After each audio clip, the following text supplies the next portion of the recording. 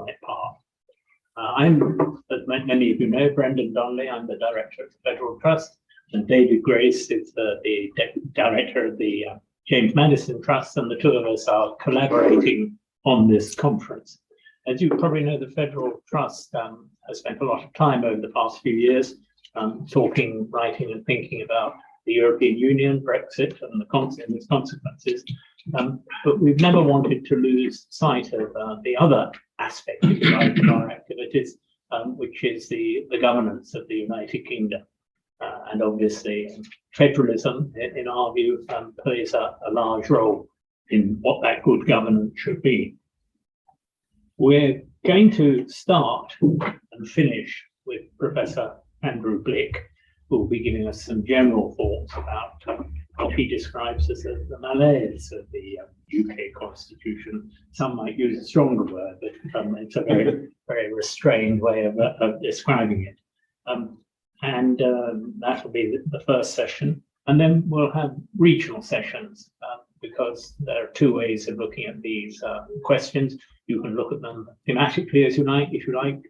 There are questions of democracy, questions of financial allocation, questions of transparency and regional representation. We've decided as our main thread of the conference to employ a territorial definition of 4 main sessions. And I'll be introducing, or David will be introducing, speakers on these topics later on. But first of all, it's great pleasure to be able to invite Andrew Blick, who's Professor of Politics and Contemporary History at King's College London, and Senior Research Fellow at the Federal Trust, who's done an enormous amount of work for us. And we're very, very grateful to him. His present book is on democracy in the UK, I think, how we got there, where we may be going in the future. Andrew, if you could speak for a quarter of an hour perhaps, and then we'll have an opportunity for questions and observations from the audience.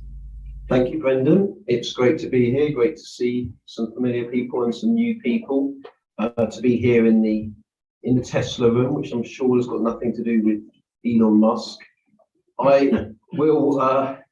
I'll talk about some of the themes that are in my blog that I think will have been circulated to you. I mean, whether you've read it or not, is of course, who knows, but I'll speak to some of it. And so I think they know if they've read it. Yeah, that's true. Good point. They know. Well, you never know, but people can, as we know, people can say things and then forget what they forgot and then forget that as well, and then remember it all again when it becomes convenient. So who knows? But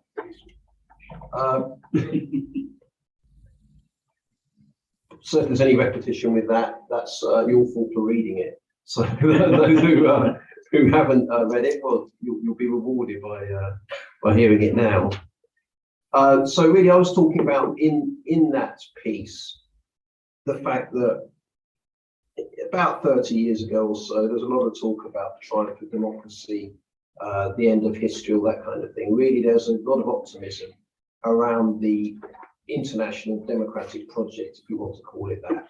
There was talk about we're in the third wave of democratization, all these kind of phrases, and a triumph for this move. I remember people talking about things like the prospect of, if you remember this one, Russia joining the European Union was being seriously talked about. Yeah, in fact, I remember indeed.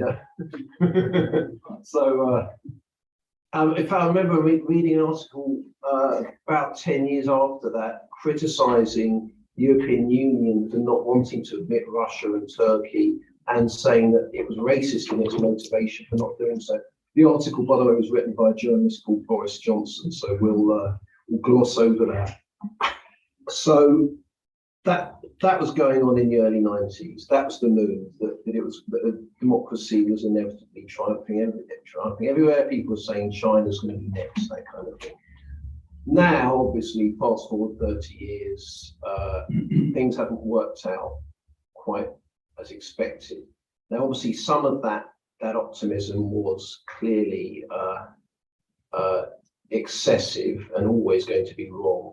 But I think things have probably actually gone a lot worse than might reasonably have been expected for democracy in the world generally. And it's useful, I think, to think in three different categories. One of countries that were never really democratic to begin with, and have carried on not being democratic, and become more assertive on the world than they once were. I think, say, of China. I think of Russia, two obvious examples. Then you've got the countries that appeared to be moving a bit more towards democracy, some of which you might say, unfortunately, are in the EU, but are now kind of moving away from it at speed.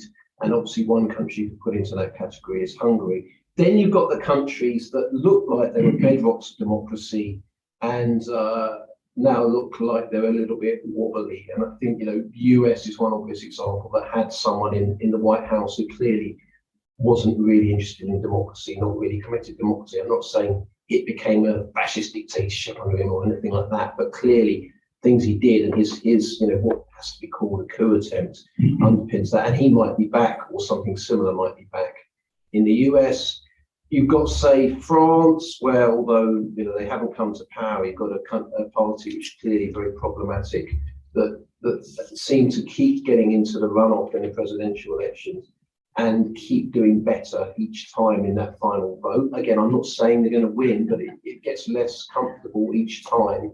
And it's possible to speculate about scenarios in which they might, for some reason, win it, which should be a real problem. And I suppose I would argue that, and this is where we come back to the UK, that the UK is in some ways part of that group, in its own particular way, but it's part of that group. And if you look at some of the characteristics of what gets called democratic backsliding, you can unfortunately see examples of them in the UK, and also the UK has put its own particular twist on some of them. So one we look at, and although today isn't an event about Brexit, we're not going to be able to avoid discussing Brexit because it runs through everything. It's not an external policy issue, it's just a policy, or it's not just a policy issue, it's just an issue that we can't escape. But Brexit is clearly a divisive incident that has disrupted the more traditional patterns of party political interaction in the UK. That's one characteristic you get when you read these analyses of democratic backsliding. Then obviously the fact that Brexit was achieved through a referendum is again a challenge really to our system of representative democracy. We've been holding referendums for a long while, holding them since 1973 on a large scale. But the 2016 referendum was the first time that the government was forced to do something it didn't want to do by losing a referendum. And that governments have lost referendums in the past. In 1979, the government lost the Welsh devolution referendum and it won but lost the Scottish devolution referendum. We can perhaps return to that topic later, but that's not the same, because that meant that they weren't going to, it stopped something from happening, it didn't make something happen. That's the big difference. And the Brexit referendum, clearly, I think even now, it'd be interesting to ask whether a majority of Conservative MPs wanted Brexit. Even now, even the majority of Conservative MPs in Parliament now actually really are Brexiteers.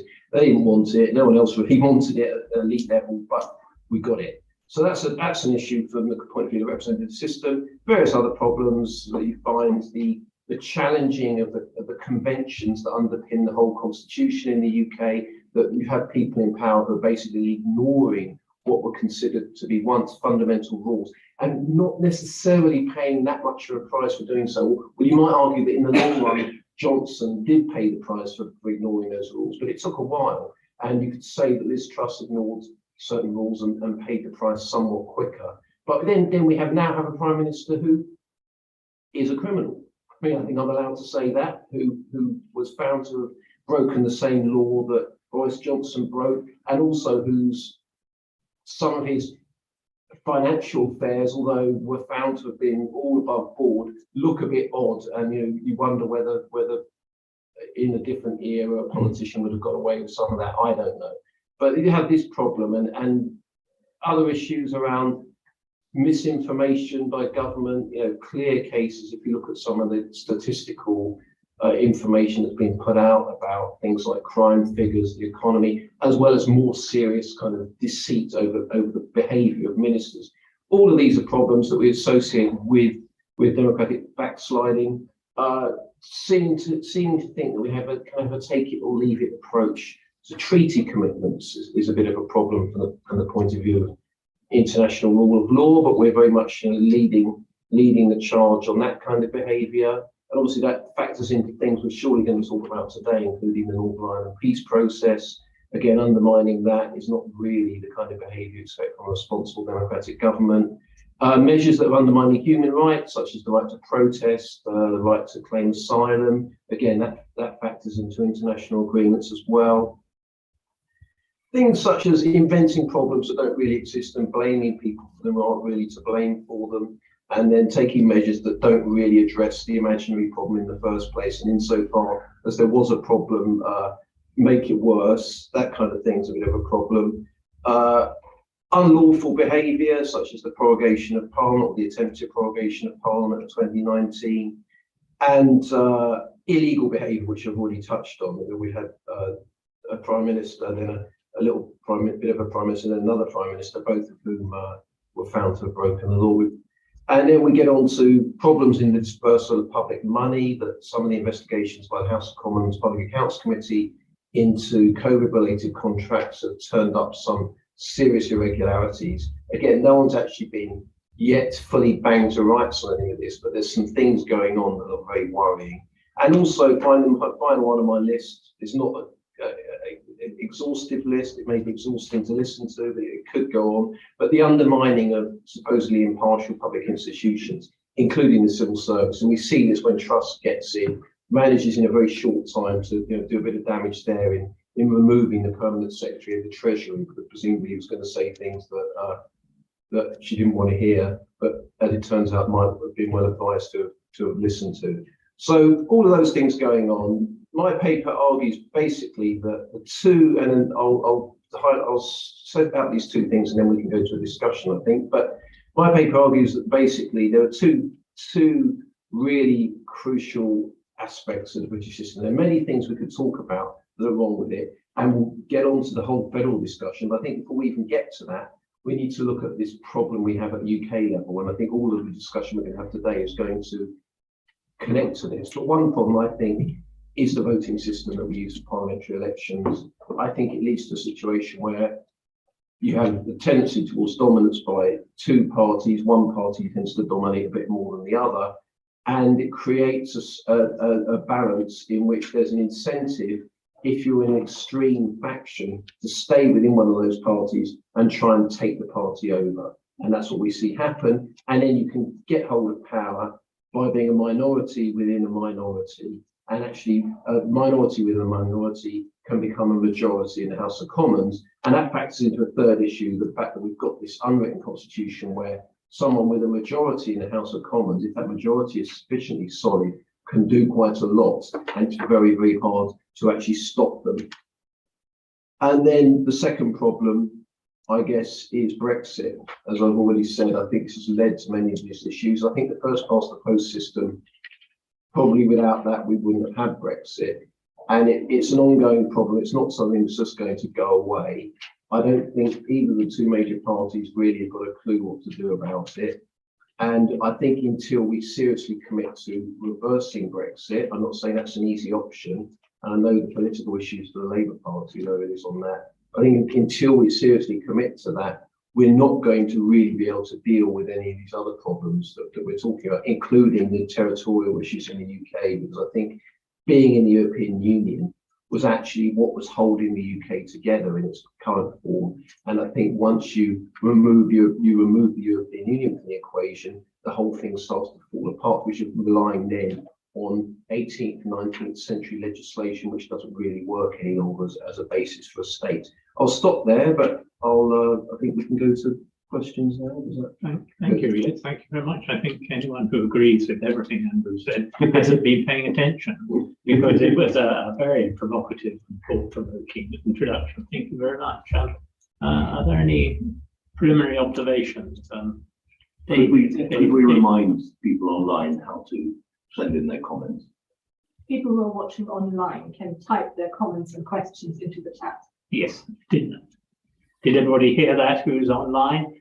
You can type your comments if you want in the comments box, and David, who's my colleague in the presidency of the conference, will read out those comments.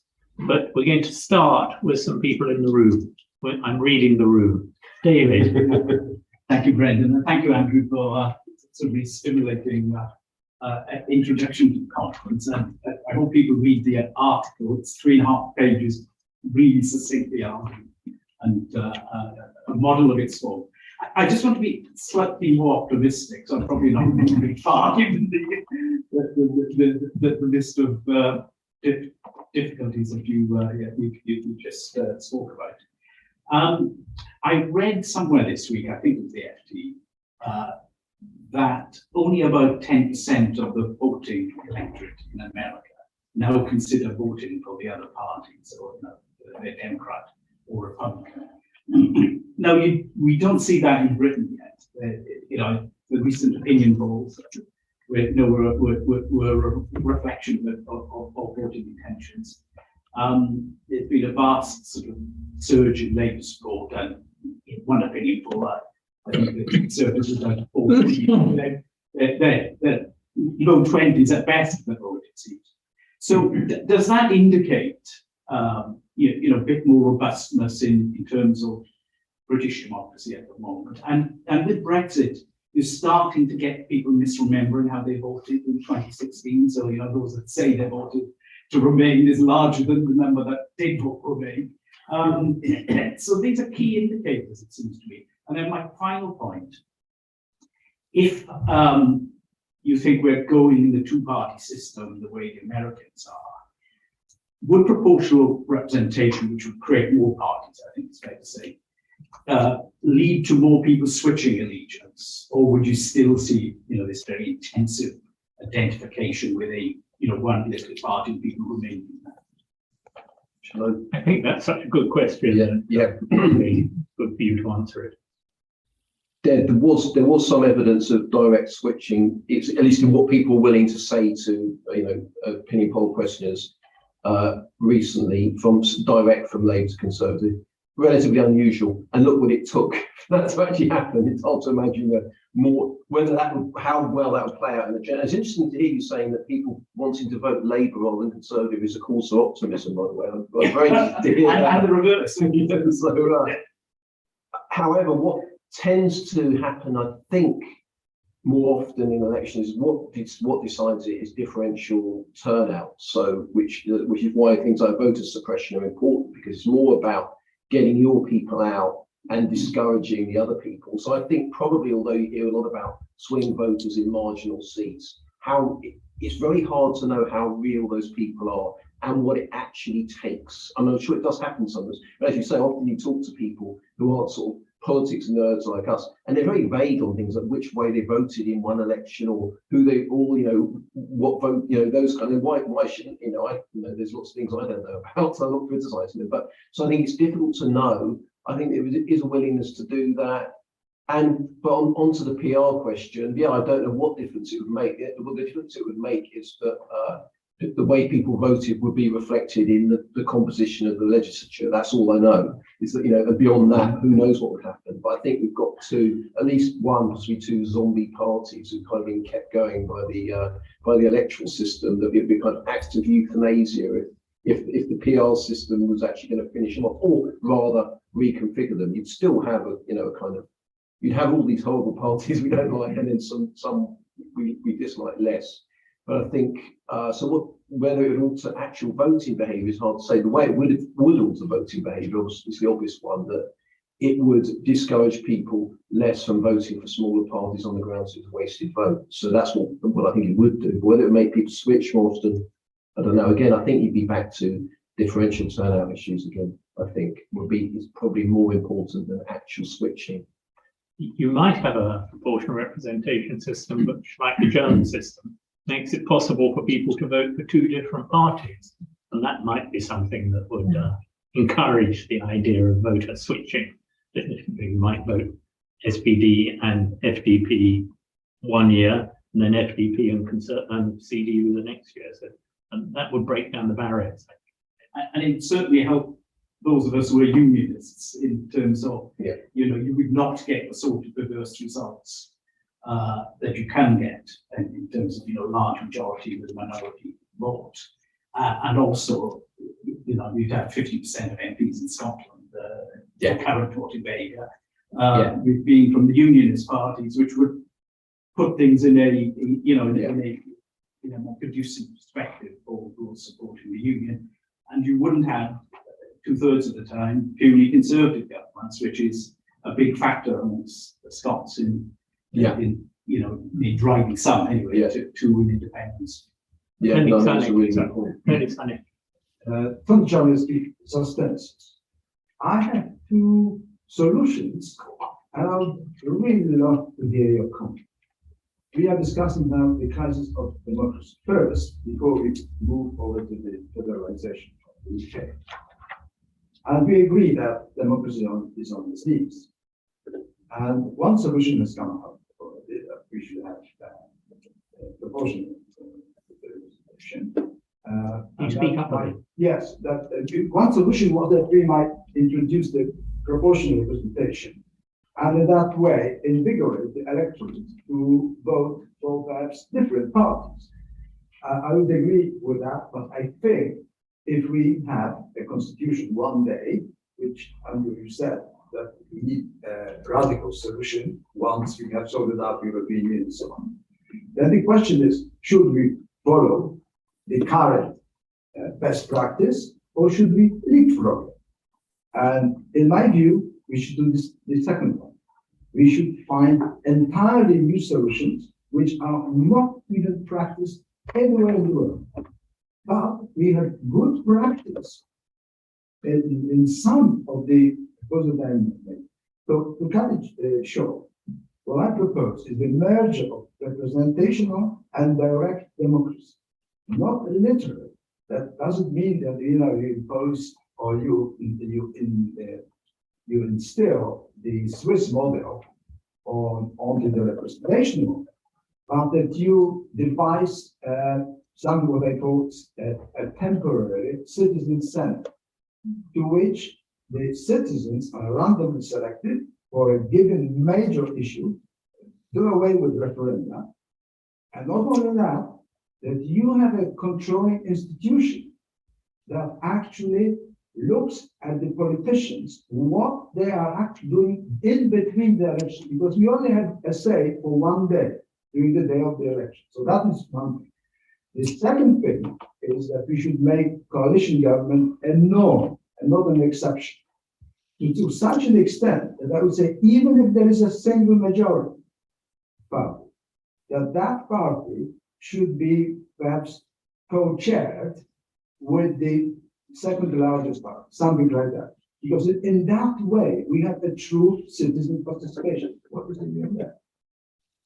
I think that on the second point, in a way, we'll come to a form of that, I suspect, when we talk about Northern Ireland, and there's obligatory coalition governments there, which obviously it's a very particular circumstance, but that's actually making people to have a coalition.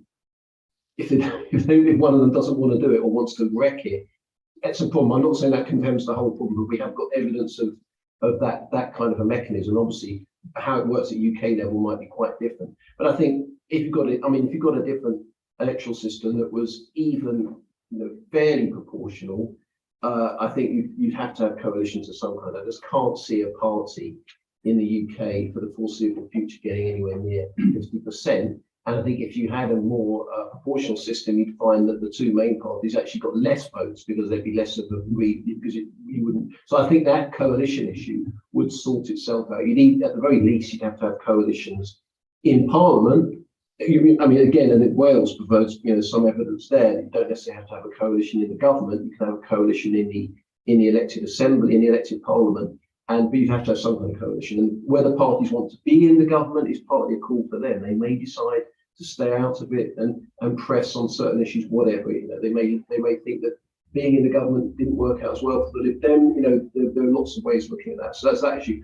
On the experiments in different systems, yes, as you say, there's lots of good practice around the world of things like citizens' assemblies, bodies with members of the public chosen at random who take part in decision making and hear evidence from experts. I think there's lots of things like that to be looked at. I think probably before we get to that, we need to deal with the two big issues I was talking about first. And then I think the next stage, having, and you know, which is enough to be going along with for now, to be honest, but to get through electoral reform and rejoin the EU, probably in that order, I think would be the way around it would happen. If it does, it's going to happen, but I certainly hope it will. Then upon rejoining, I think we would need to look at have a bigger look at our constitutional arrangements and maybe tie that in with the region and ask ourselves questions like, do we really need to decide these things by referendum, for instance, really decide those big issues? Or is there another mechanism other than having referendums by which you can take and reverse decisions? All those things I think are up for grabs, would need to be looked at. You can imagine not rejoining the European Union without a referendum. I can imagine it. Yeah. Yeah, but it's how likely do you think? Well, I think, yeah, again, it depends on the circumstances in which it came about. But I think you could I would definitely advocate people who support rejoining, not just accepting the premise that there needs to be another referendum before you can rejoin. I think that's important. There's a lot of premises that need to be challenged, and that's one of them. And I think, you know, and by challenging premises, you can actually be in a stronger position, because then you start to undercut your opponents who have all these kind of unquestioned assumptions that are propping them up. And once you start questioning them, the whole thing can collapse. So I would advocate certainly doing that. And after all, if you had say, under a proportional system, if you had a say 2/3 majority in a legislature that was actually elected under a proportional system, voting in favour of rejoining the European Union, why is that not legitimate? I mean, you know, we need to be assertive about representative democracy, and that actually it's the right system. And if we think it's only a good system, except with certain specified really big decisions, then is it a good system? You know, do you believe in representative democracy at all if you don't think it's capable of taking the big decisions? I'm not saying there should never be a referendum on anything, but I think we have to question those assumptions. The Financial Times, the other FT, had a video about the economic problems of Brexit recently, which was very telling. Yeah. And yet, in the discussion of it, they were eager to say, this is nothing to do with our being Remoaners. Yeah. Well, of course it was an exercise in Ramona, very good too. Yeah. The question of challenging assumptions really was what I had in mind. Yeah. That if you take the view that arguing in favour of rejoining the European Union is in some way illegitimate because it's characterised as Ramoning, then you've lost the argument anyway. Yeah. Andrew Black. Hi. I was wondering if perhaps you could comment on the following, which is this: in some work which I think I did with Federal Trust a little while ago, there were two striking trends, I suppose you could say, going back to 2010 and looking at the general elections there. One was the extraordinary phenomenon of UKIP, with 4 million voters, but not a single representation in the House of Commons. And the other was the disappearance of 6 million Lib Dem voters, particularly in 2015. The question really behind this is our representative system at the moment really seriously not fit for purpose? Because most of the time, many of the voters are voting not for the party they would like to see, but they're voting tactically because they don't want the others to get in. Yeah. Now, I don't know, one can look across the world and ask similar questions of other systems, and I'm sure one will probably find a few that are rather similar in that respect. I'm looked at it that way. But it does seem to me odd that if we're talking about democracy and we're talking about that in a representational sense, that we should be looking at a House of Commons in this case, which is made up of people who would be voted into power or voted into office, probably because they weren't something else, rather than because they are who they are. And I think that rather muddies the waters in terms of any subsequent decision making, which the House of Commons might choose to make. I think that's right. I think one of the arguments often gets held at the progressive end against PR is that, oh, well, we'll end up with, UKIP or equivalent, but for all the good it did us, and the UKIP still got what they wanted, didn't they? So didn't we? And it meant actually they were able to do other things, which within the context of a first past the post system were an even bigger threat to the Conservatives, because they spooked David Cameron partly into holding to agreeing with them. He probably made a big miscalculation there, but he felt, well, what if I start losing a percentage of votes in every constituency? You know, is that going to lose me the next election? I can't have that happening. So it doesn't, even if you look at it very cynically as you pick your voting system in order to keep certain people out, I don't think it works in the end. You can't keep those forces out as easily. And to get the votes, you know, you could have a threshold or whatever, but you know, the argument they should be in there and they should be exposed and their arguments can be challenged. And you could argue that the more people see these people in the day-to-day context of politics, the less they're going to like them anyway. So I think that's all true. And it comes back to this challenging assumptions thing that if we had a different electoral system, we wouldn't have by-elections any longer, depending on, you know, why do you need to have by-elections?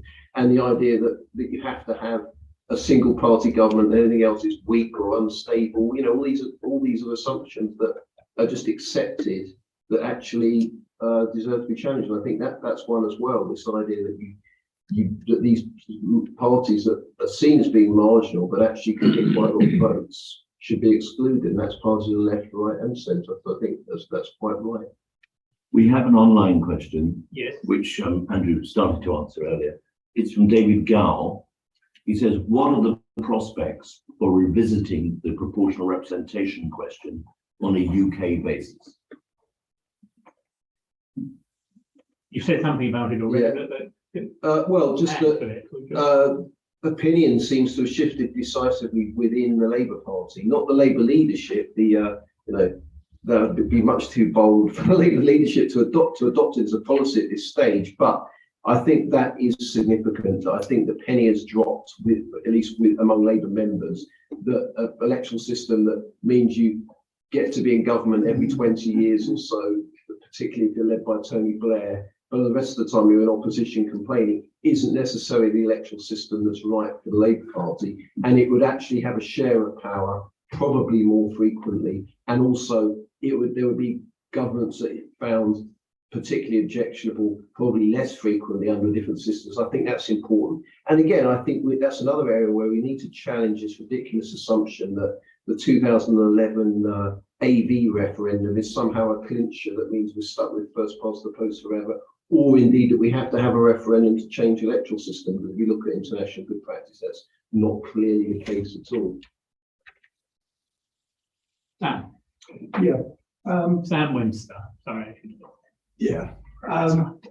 You mentioned the curious phenomenon of the minority within the minority party exercising leverage in Parliament. Yeah.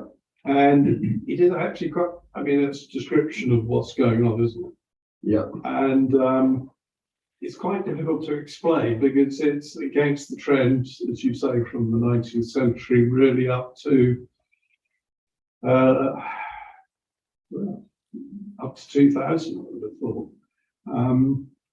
So, I mean, in elite theory, the idea was that the elite, because of their superiority, controlled the whole of the top of government, civil service, business, politics, and were elected because they were an elite. Well, that explanation doesn't work. Right. So you're talking about the kind of populist clique. Yeah. Could you amplify on that? Yeah, well, really, just to say that although I think it's become real in the last, I suppose, the takeover of the Conservative Party is what signalled it. But people were expressing concern that it could happen quite a long while before then. But the concern that was generally expressed was people like Hailsham on the right saying there's a real danger that a minority within the Labour Party, a kind of Bennite minority, could take over and could foist their leftist nationalisation, whatever, wobbly in the Cold War type programme on the Labour Party and could somehow get a majority in the Commons. And by that route, you could have that kind of minority with a minority from the left, and they could start unpicking human rights, things like that. And that was why people like Hailsham, among others, said we need a written constitution, we need proportional representation.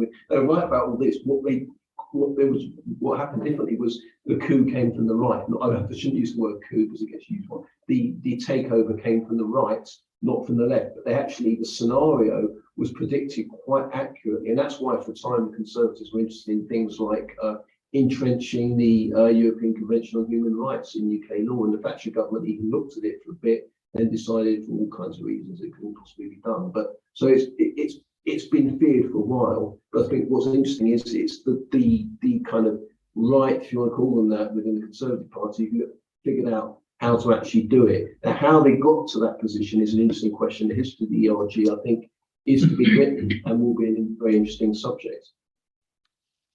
Any other questions, David? Or is it? No, it's me personally. It's you personally. I think that there's two things that fit together, two sides of the same coin. One is the disengagement of the public, of the electorate, that they feel they're not listened to, and therefore quite a lot of them don't actually vote. And they don't feel able to get involved in taking decisions. I mean, that's one side of the coin. The other one is about centralization of power. And on the disengagement side, I think it's one of the explanations for how so many people voted for Brexit in the referendum, that they just felt nobody was listening to them, they had no influence on anything, and suddenly they were given the chance to vote. On the other side, we've got a series of features which Andrew's touched on, which I think add together, concentrating much too much power in one place. It starts with first past the post. I had a look at general elections in Britain since 1900 and worked out that in the 120 years, we'd only had 5 governments that actually had a majority of the popular vote. And they were all coalitions. Then you've got the way the government controls Parliament. Now, I spent a lot of my life lobbying the European Parliament, and I've become more and more astonished about how weak the British Parliament is in terms of its relation with the government, even down to its daily timetable. You know, I mean, it's the leader of the House, who's a government minister, gets up on Thursday and tells people what they're debating next week. Well, we wouldn't run Federal Trust or a stamp club like that. And when Burkow allowed members of Parliament to amend the timetable, it was absolute fury. How dare members of Parliament try to control their own timetable? And then we got the royal prerogative. Now, it's true that the court disallowed the prorogation, but it didn't say the Prime Minister hadn't got the power. It was simply that Johnson totally failed to make a case in the court. So that power is still in the hands of the Prime Minister. And it means that whereas in a lot of countries, you've got a head of state who has some restraining power on the Prime Minister, there is nobody in our country that has that, because all the monarch's powers are now in the hands of the Prime Minister. And then finally, the thing that we're going to talk about a lot more today, which is the centralization at national level compared with the rest of the country. And you add all those together, and it's not surprising that people feel they don't have much power. They don't, they disengage. Yeah, well, I mean, I agree with all of that. I think it's interesting in the UK, we hear a lot about this doctrine of parliamentary sovereignty, and that's supposedly one of the reasons that we left the European Union, depending on who you listen to, or one of the reasons we shouldn't have joined, or whatever was threat to this doctrine of parliamentary sovereignty. But what does parliamentary sovereignty actually mean in practice? It doesn't seem to mean Parliament actually having any power. And when Parliament exerted its power in 2019, as we've heard about some of that episode just now, and passed a law that sought to constrain the executive in what it could do with respect to the EU, this was considered to be an outrage. And that, one of the reasons why Johnson wanted to get rid of Parliament, at least in its current form, and was hinting that he wouldn't even follow the law, and there had to be a very clear discussion of this in a court case at which the government backed down and assured the court, I think it was in Scotland, that it didn't intend to actually obey that law. But so we hear a lot about parliament sovereignty. What does it actually mean? It means, in effect, whoever's got a majority in the House of Commons, earned by the means we've already discussed with regard to the election system, can do quite a lot of what it wants, provided it can actually carry its MPs with them. And as we've seen, that's not always the case. So we need to bear in mind there are limitations there. But those are practical political limitations. And protests from MPs aren't necessarily forcing the government in a direction all of us would want to see. So it may be a bad kind of influence. So that's the issue with parliament sovereignty. But it means in effect that Parliament can pass a law doing whatever it wants to do without being subject to any kind of legal constraint. And now we've left the European Union, we've removed what was the most significant constraint on parliamentary sovereignty. So this issue is going to get worse. But what it's not going to lead to is Parliament actually being stronger. It's whoever's got the control of Parliament is stronger. There are no constitutional state laws. Exactly. There's no such thing as some good friends of mine, professors of constitutional law, but I don't know exactly what their subject is. Well, I remember trying to explain to a continental colleague that there is a constitution in the United Kingdom, but not all of it is written. To which the very devastating reply was, well, what are these written laws which can only be changed by 2/3 or 3/4 of majority? No, anything can be changed, even if you say it's a constitutional provision about how long there has to be between elections. It can be changed by Parliament from one day to, not quite from one day to the next, but by a simple majority. Yeah. And more gets written. You know, we have the ministerial code, the cabinet manual. But if you've got a government and a prime minister that wants to ignore it all, they can do that. And there's not that much you can really do to stop them. Well, can we raise in that context the question of self-restraint? Yeah. I think there are a lot of people who perhaps were tolerant or even admiring of the way the British Constitution, as they say, it used to work. And they thought its informality was a rather good thing about it. It gave it flexibility, it gave it independence. But now more and more people, it seems to me, think that that virtues, supposed virtues, have transformed into vices. And does this have anything to do with a lack of self-restraint on the part of leading actors? Well, a lot of our system, as you're suggesting, is set up on around the assumption that people in the top posts, and particularly the person in the post of Prime Minister, are the kind of people you want in that post, will behave themselves and will expect others to behave themselves.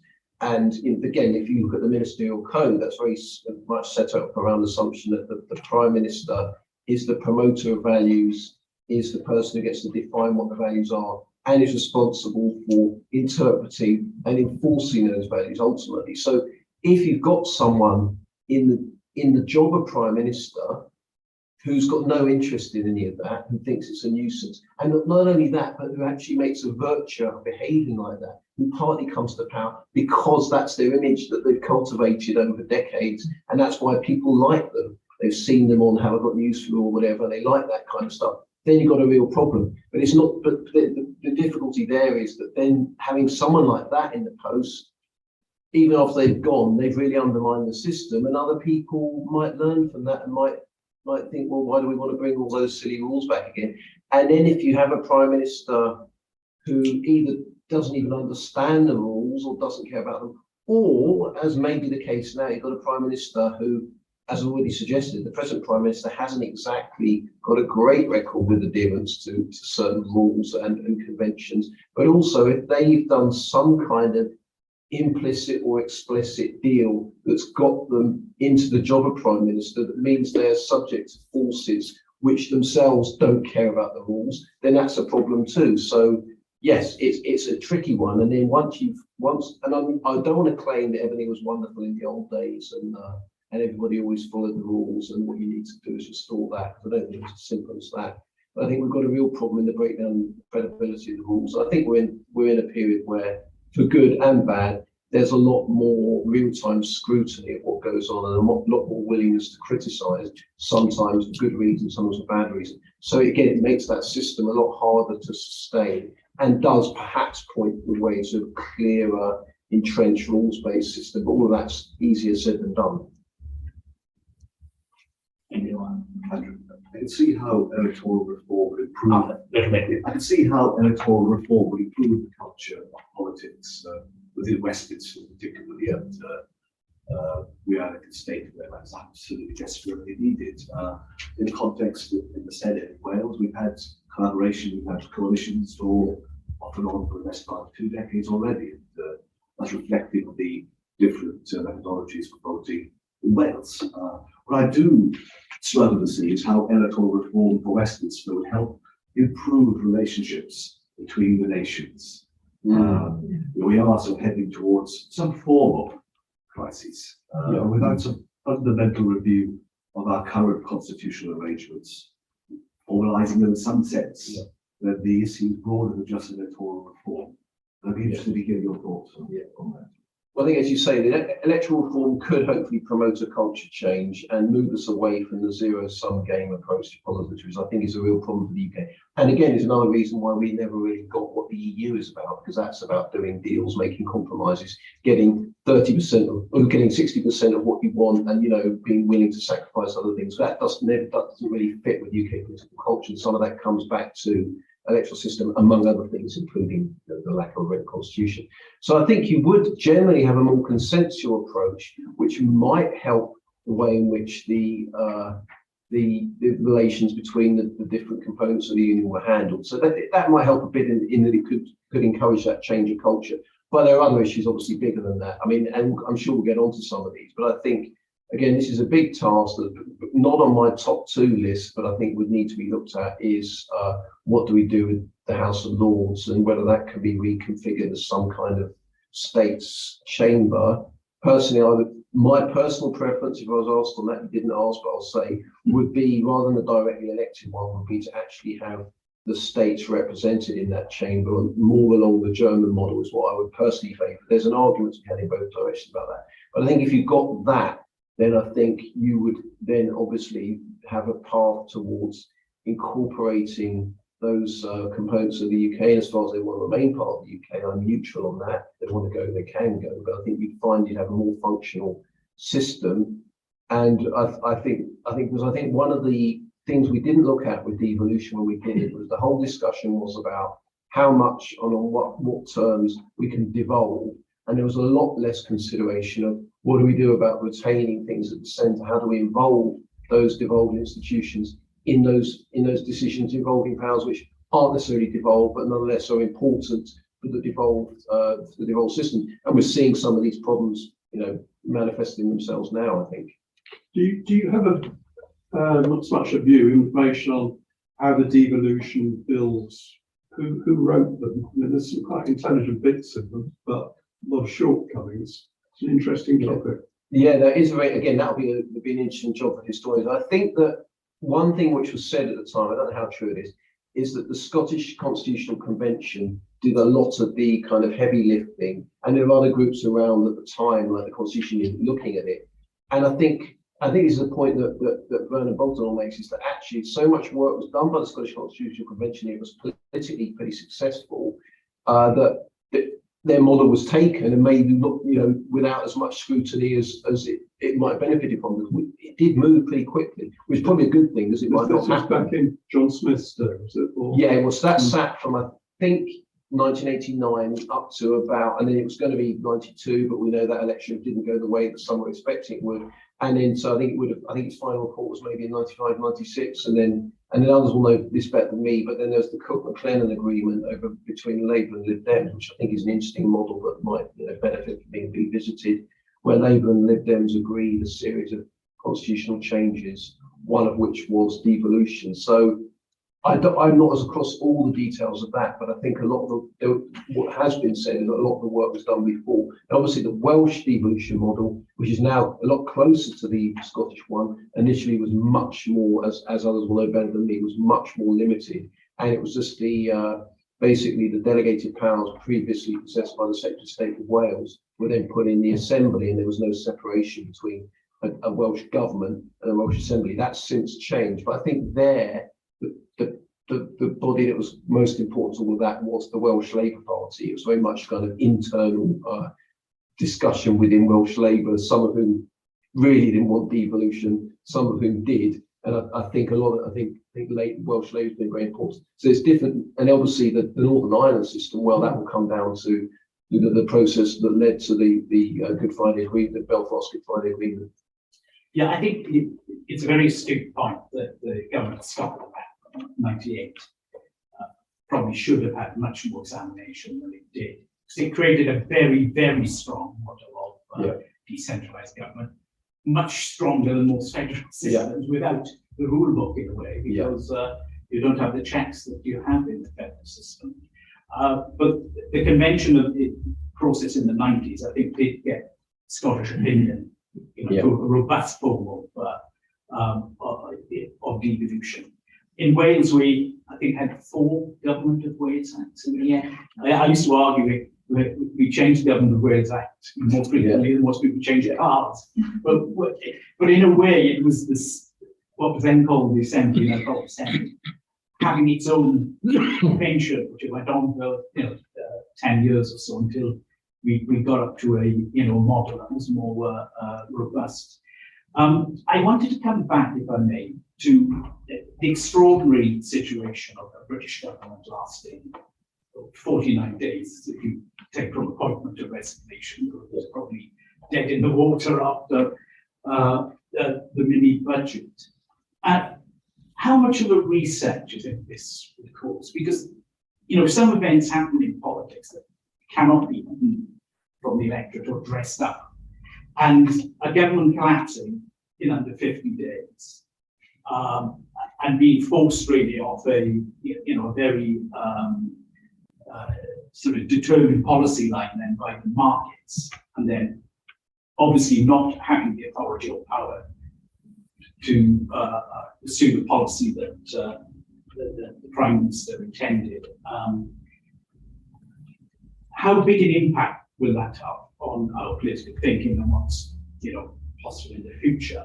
And is it fair to make the point also that just as the Conservatives now changed, they've been there twice in a parliament, it would allow, and I apologise for this, because some people would think it'd be a good thing, but a future Labour government could have a similar process, and someone like Jeremy Corbyn could get elected internally and become Prime Minister, and then pursue a very distinct policy that may not have confidence in the market or the support of the electorate, which was the case of the Truss government. And will people, from this thought, move to some fundamental reform, or do you think this is just elite sort of talk, really? It doesn't move the electorate. Well, I think both parties are aware now that allowing your membership to choose your leader might sound like a good democratizing idea, but actually in practice it can be disastrous. I think we've seen that. I think we've seen plenty of evidence for that with both the main parties. Whether you like the views of the people who got elected by the process or not, there's clearly a problem with the party elite, if you want to use that term, the MPs, have fallen out majorly with the membership. I mean, Labour actually is even more stark than that, but the problems they had with Truss recently were almost like the Labour problem. It had the Jeremy Corbyn problem been going on while Labour was in government. It was that degree, and we saw the party can't function, and if the party in government, the government can't function. I think both parties must know this. How you row back from it? I think Labour changed the rules a bit, haven't they, on membership? I think I'm consulting my. You've been appointed on a Labour expert. I think they have. Yeah, I think they want to. Yeah, which was the Miliband change. But this has been the drift within both those parties and probably smaller parties over the last 30, 40, 50 years has been toward, once, as we know, the Conservative lead used to emerge. There was no actual election at all. And obviously that didn't work, and that led to the whole problem of Macmillan being succeeded by Douglas, Crowd Butler getting cut out and all the complaints about that. So then they started saying, well, we'll let the MPs elect. That was quite dangerous stuff at the time. We'll let the MPs elect, and they got Ted Heath, but you've seen this general pattern towards involving the members, because that's seen as being the democratic thing to do. And once you do that, it's very hard to undo it, because it looks like, why are you against democracy? But obviously, democracy doesn't necessarily, a party isn't necessarily democratic in the same way as an electoral system is for parliament or whatever. So, but I think that's one lesson they may draw. But what they can do about it is tricky, particularly in the case of the Conservatives, when you've got a substantial minority. Again, it's minority within the minority point, who actually quite like the idea of going to the membership. So that's and we're able to use that threat, perhaps, as I say, implicitly or explicitly, to extract things from the current Prime Minister, and so that threat's there, and they could maybe do it again. Whether Johnson ever really had this imaginary 100 votes is anyone's guess, but it was there. It was one of the reasons he didn't get them was that certain people were perhaps able to use the threat of giving them to get maybe some of what they wanted, and we'll see how that one plays out. Two very brief last questions, one from Tony, one from I think we have to take into account when we will be discussing various solutions, the time horizon. Because if you don't have it, some of those solutions will be that in the water. Why I'm saying this? Let us remember, and this is really something very odd for our mind to understand, that change is happening at almost exponential pace. That means that what once took a decade takes a year now. So I would disagree slightly with you, Andrew, who said that, well, we have just, you didn't specify a concrete date. But I have a concrete date, not just for Britain, and not only I have it, but for the world. It's 2030, right? Beyond 2030, the world will be entirely very different, but that's a different story to talk about. Thank you. Andrew, last question. Yeah, I think just to pick up something said earlier about the weakness of the House of Commons as our sort of supreme governing agency. I'm thinking about the question that Andrew raised about the role of including the membership in selecting a leader to the House of Commons. I mean, it seems to me that if you following the sort of parliamentary representative route, as one should, the role of the membership actually should be excluded. And the problems that the parties have in terms of who's determining choice of their MPs and all the rest of it, well, that perhaps needs to be resolved in some other way. I seem to recall it was the Labour Party, it was concern about domination by trade unions and all the rest of it, which then led them to include membership, which I think is what then led to Jeremy Corbyn's success as a leader. And this, I think, has then been copied to some extent by the Conservative Party by also trying to get the membership involved. And it might be useful in terms of trying to clean up the constitution, perhaps to reassert the fact that the people who elect the Prime Minister are the members of Parliament, not anybody else. Do it indirectly, but that is how the modern is supposed to work. And by introducing that change, you're muddying the waters in all sorts of rather unpredictable ways, which I think is sort of partly led to the trust situation with the 44 days of the Prime Ministership. Yeah, no, I agree. I think this is something that wasn't thought through. Again, it comes back to the unwritten constitution issue. We've got this principle that Prime Minister and the government need to command the confidence of the House of Commons, but not continue exactly what, when you have got it, when you haven't got it, what it means. Under the, certainly under the Scottish devolved legislation, other bills, some of the other systems, the Parliament elects the First Minister. Now, obviously, if they stitch it up in the past, it's a foregone conclusion, and then the King, I nearly said Queen, but then the King appoints the First Minister, so it's dealt with by the Parliament. I think that's the system we should have. The reason we haven't got it. So, and that would at least mean that it would fall to the party with the majority in Parliament to sort it out. But it'd be harder for them to complain afterwards that we've got the one we didn't want. They'd have to sort it out somehow. So I'd agree with that. So I think that's right. I think it's destabilising. On the 2030 point, I remember a book, F.E. Smith, Lord Birkenhead, in 1930, shortly before he died, published a book called The World in 2030, which whenever I'm going to make predictions about the future, it's worth looking at that book to see what can go wrong and what can go right. But one thing he did, I mean, he said the world would be divided into a series of blocks, a European bloc, American bloc, things like that. But also he did say that we'll have some kind of communications device where we don't need a parliament any longer. We'll just be able to watch politicians debating things on our screens and then vote electronically, and the education system will improve so much that everyone will be so well informed and they'll be making purely rational decisions. So it will remove all problems from the political system. But yeah, I mean, I don't know, what are you saying is going to happen in 2030? Well, I think that's offline. Yeah.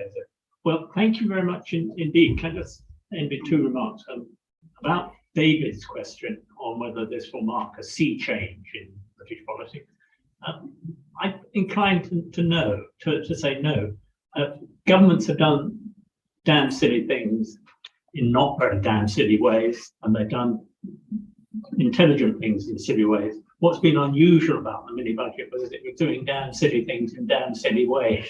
And I think if it's possible to recover from that, if Sunak can confine himself to doing damn silly things in a slightly less damn silly way, that might steady the ship a bit. Hasn't it opened the window to a reevaluation of Brexit, which yes. wasn't really there before? Well, I agree with that.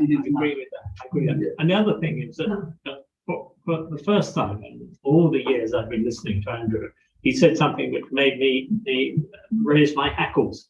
When he talked about the United Kingdom as needing to accept 60% of what it wanted in the European Union, it always got 95% of what it wanted in the European Union. But they were told, many people in the electorate were told, that the problem was the other 5%, where they would be deprived of their national rights. Maybe it would have been better if we'd been given a bit less, is the answer to that. Because it might have led us to believe that we could get 95% of what we wanted in an exit negotiation. Who knows? Well, thank you very much indeed. I'd like to give a round of applause. I have 5 minutes now for David to come and take over from me. So there'll be someone at the door shepherding you back in.